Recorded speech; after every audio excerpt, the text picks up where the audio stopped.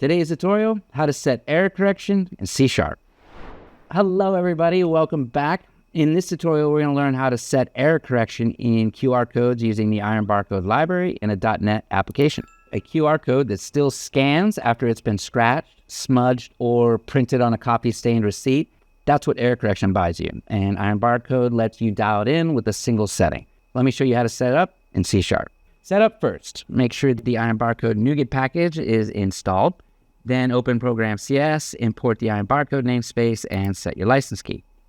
So here's the key idea. When you build a QR with qrcodewriter.createQRcode, one of the parameters is QR error correction.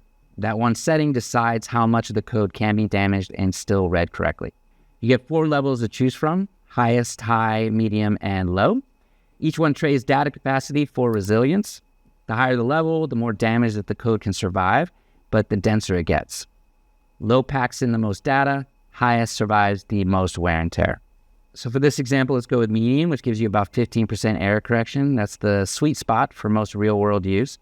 Enough resilience for printing and scanning out in the wild without bloating the code. So we generate the QR code with a medium level and then save it as a PNG named mediumcorrection.png. And that's really all there is to it. You specify the content, the size, and the error correction level, and IronBarcode handles the rest.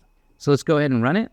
And there we go. There's a QR code generated and saved with medium error correction, clean, ready to scan. And that, my friends, is how you set error correction in C# with IronBarcode. You just pick the level that matches where your codes will live. So low for clean digital screens and something higher for anything that gets printed, handled, or beaten up. All right, we hope this tutorial was helpful and useful. If you want to continue with the IronBarcode free trial, go ahead and go to the site, download, and install it. And you can use the full library on your own codes. And if you're interested in more .NET Barcode tutorials, make sure that you subscribe. We got plenty more coming.